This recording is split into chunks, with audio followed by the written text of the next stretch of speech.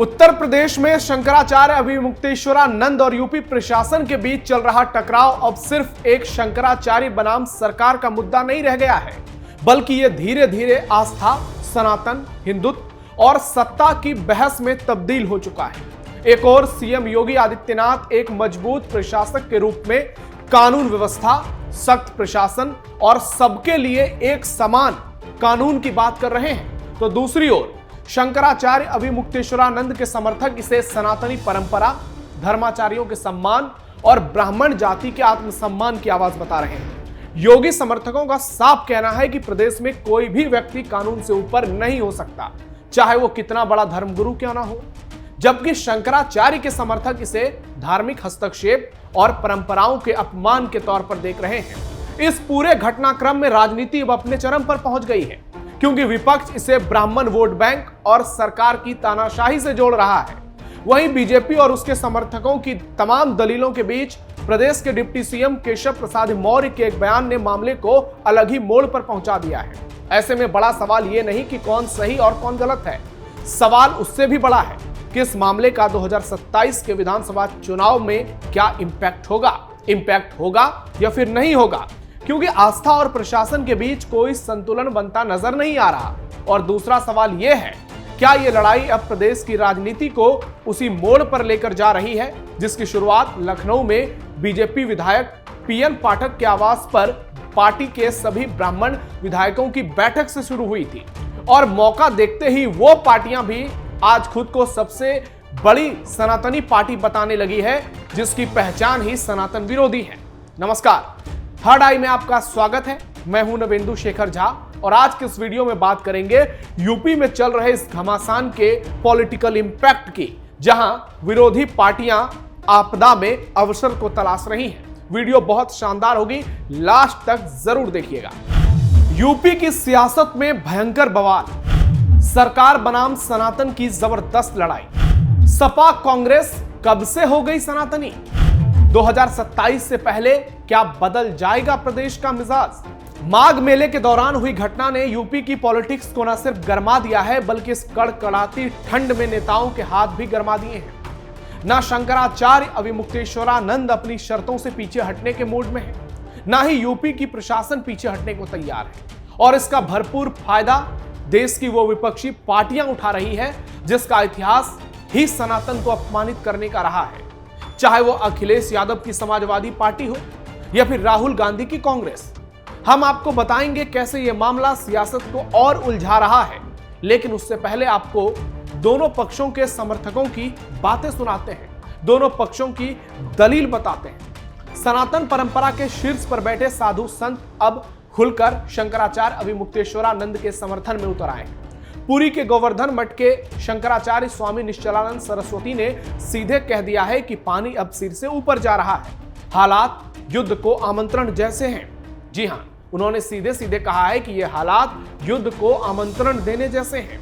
इससे पहले द्वारिका पीठ के शंकराचार्य स्वामी स्वरूपानंद सरस्वती ने भी साफ कर दिया है कि जो घटना हुई वो शर्मनाक है, और श्रृंगेरी के शंकराचार्य तो पहले से ही ज्योतिर्मठ पीठ के समर्थन में रहे हैं। ऐसे में पुरी के शंकराचार्य का यह बयान कि हालात युद्ध को आमंत्रण दे रहे हैं, यह इसलिए भी महत्वपूर्ण है क्योंकि माना जाता है कि बाकी 3 शंकराचार्यों में से वही एक शंकराचार्य हैं जो अभिमुक्तेश्वरानंद के अक्सर खिलाफ रहते हैं। लेकिन इस मुद्दे पर उनका समर्थन यह बताता है कि मामले की गंभीरता कितनी है। इसके अलावा कई बड़े साधु संतों ने खुलकर स्वामी अभिमुक्तेश्वरानंद का समर्थन किया है। कई कथावाचक उनके समर्थन में उतर आए हैं, जैसे कि अनिरुद्धाचार्य। उन्होंने सीधे सीधे प्रशासन पर गंभीर सवाल उठाए हैं और कहा है कि प्रशासन से गलती हुई है, चोटी पकड़कर संतों का अपमान किया गया है, बटुक ब्राह्मणों का अपमान किया गया है। ब्राह्मण और साधुओं से माफी मांगने में प्रशासन को दिक्कत क्या है? माफी मांग लेने में कोई बुराई नहीं होती है। उन्होंने पूछा कि क्या संविधान किसी को यह अधिकार देता है कि वो किसी के बाल पकड़कर अपमान करे? वहीं कथावाचक देवकी नंदन ठाकुर ने कहा कि इस पूरे मामले में दोनों पक्षों को संयम बरकरार रखना चाहिए था। उन्होंने ये भी कहा कि भगवा धारण करने वाले संतों के साथ मारपीट ठीक नहीं है और इस विवाद को तूल देने की बजाय आपसी तालमेल से सुलझा लेना चाहिए था। मथुरा के वृंदावन में ब्रजभूमि के संत समाज ने भी मांग की है कि शंकराचार्य को सम्मानपूर्वक दोबारा गंगा स्नान कराया जाए। संतों का साफ कहना है कि जो भी हुआ उसके लिए कुछ अधिकारी जिम्मेदार हैं, पुलिस के व्यक्ति जिम्मेदार हैं, ना कि सीएम योगी। वहीं सोशल मीडिया पर एक अलग ही ट्रेंड चल रहा है, जहां लड़ाई सीधे सनातन बनाम सरकार की दिखाई जा रही है।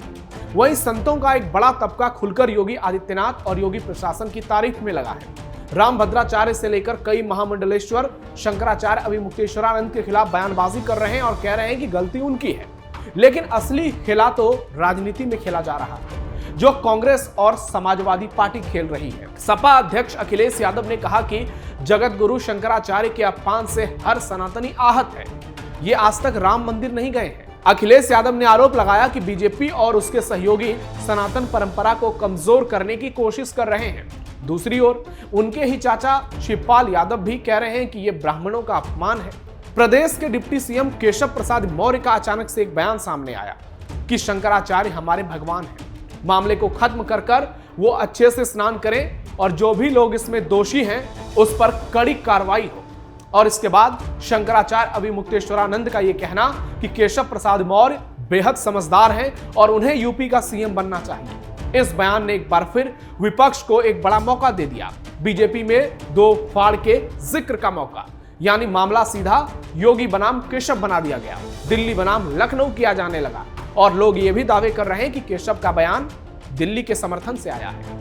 यानी यूपी में शंकराचार्य अभी मुक्तेश्वरानंद बनाम यूपी प्रशासन की लड़ाई थमने की बजाय और बढ़ता जा रहा है, क्योंकि दोनों ही पक्ष अपनी अपनी जिदों पर अड़े हैं। 7 दिनों से शंकराचार्य अभी मुक्तेश्वरानंद अनशन पर बैठे हैं, उनकी तबीयत भी खराब हो गई है, उन्हें कल भी बुखार था और उनके समर्थक कह रहे हैं कि यह अन्याय हो रहा है। दूसरी ओर योगी आदित्यनाथ के समर्थकों का कहना है कि योगी प्रशासन ने जो किया है वो सही है। तो दूसरी ओर से जवाब आ रहा है कि शंकराचार्य पद पर तब सवाल क्यों नहीं उठाया जब कुंभ में उन्हें शंकराचार्य की हैसियत से शिविर लगाने के लिए जमीन दी और बाकायदा वहां लिखा गया कि यह शिविर शंकराचार्य अभी मुक्तेश्वरानंद का है। कई लोग ये कह रहे हैं कि जब पीएम मोदी ने उन्हें प्रणाम किया तो उत्तर प्रदेश के मुख्यमंत्री उन्हें कालनेमी क्यों कह रहे हैं, जबकि योगी के समर्थकों का कहना है कि सीएम योगी ने किसी का नाम नहीं लिया है। लोग कई तरीके की सवाल उठा रहे हैं और जो शंकराचार्य के समर्थन में हैं वो सीधे सीधे कह रहे हैं कि शंकराचार्य का अपमान हुआ है, क्योंकि वो भी सनातन को ही मजबूत करने में लगे हैं। जो लोग ये बातें कर रहे हैं कि शंकराचार्य ने धारा 370 का विरोध किया, तो वो ये दलील भी दे रहे हैं दूसरी ओर कि शंकराचार्य ने विरोध इसलिए किया ताकि कश्मीर में गौहत्या बंद हो जाए। तो मामले में सियासत अपने चरम पर पहुंच गई है। ऐसे में अब देखना यह होगा कि आगे क्या होता है। 2027 में क्या होगा इस मामले का रिएक्शन। योगी राज में कानून व्यवस्था के साथ ब्राह्मण, अगर इस पूरे घटनाक्रम को 2027 के विधानसभा चुनाव के चश्मे से देखा जाए तो इसका असर सिर्फ एक घटना तक सीमित नहीं रहेगा, बल्कि ये ब्राह्मण वोट बैंक, धार्मिक नेतृत्व और सत्ता के व्यवहार को लेकर एक बड़ा नैरेटिव गढ़ सकता है, क्योंकि समाजवादी पार्टी और कांग्रेस अक्सर नैरेटिव की लड़ाई में आगे होने की कोशिश करती है। पिछले कुछ समय से यूपी की राजनीति में यह चर्चा तेज है कि ब्राह्मण समाज खुद को सत्ता संरचना में हाशिए पर महसूस कर रहा है। बीजेपी विधायक पंचानंद पाठक के आवास पर ब्राह्मण विधायकों की बैठक इसी बेचैनी का संकेत थी। शंकराचार्य अभी मुक्तेश्वरानंद के साथ हुई घटना ने उस भावना को और धार दी है। ब्राह्मण समाज के एक हिस्से में यह संदेश गया है कि प्रशासनिक शक्ति के नाम पर धार्मिक परंपराओं और धर्माचार्यों के सम्मान को नजरअंदाज किया जा रहा है, यह दावा किया जा रहा है। हालांकि यह भी सच है कि ब्राह्मण वोट बैंक कोई एक मुश्त भावनात्मक तौर पर हमेशा वोट करते आया है। योगी आदित्यनाथ की कानून व्यवस्था और मजबूत शासन की छवि का समर्थन करते आया है और योगी आदित्यनाथ की सरकार में पहली बार भी एक ब्राह्मण को डिप्टी सीएम बनाया गया, दूसरी बार भी। जो मानता है कि कानून सबके लिए समान होना चाहिए वो वर्ग भी योगी आदित्यनाथ के समर्थन में है और शंकराचार्य के। लेकिन धार्मिक प्रतीकों से जुड़ा विवाद खासकर शंकराचार्य जैसे पद के साथ भावनात्मक दरार पैदा कर सकता है। विपक्ष इसी दरार को अवसर में बदलने की कोशिश कर रहा है, खासतौर पर सपा और कांग्रेस, जो खुद को नया सनातनी विकल्प बताने में जुटी है।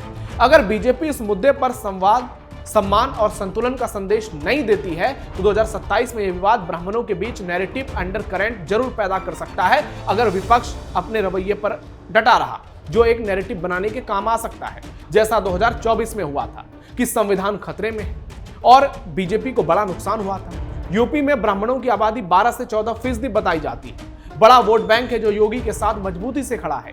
लेकिन जब विपक्षी पार्टी से आत्मसम्मान की लड़ाई बनाएगी तो क्या मुद्दा सीएम योगी की छवि को पार कर जाएगा? इसका जवाब तो आने वाले वक्त में मिलेगा। लेकिन जिस तरह से अब हिंदुओं को आपस में बांटने की कोशिश की जा रही है और विपक्ष इसका फायदा उठा रहा है, तो आने वाले समय में बटोगे तो कटोगे, क्या हिंदुओं को एकजुट कर पाएगा? यह भी एक बड़ा सवाल है। जिस तरीके से कांग्रेस पार्टी इस मुद्दे पर बयानबाजी कर रही है, आप खुद सोचिए।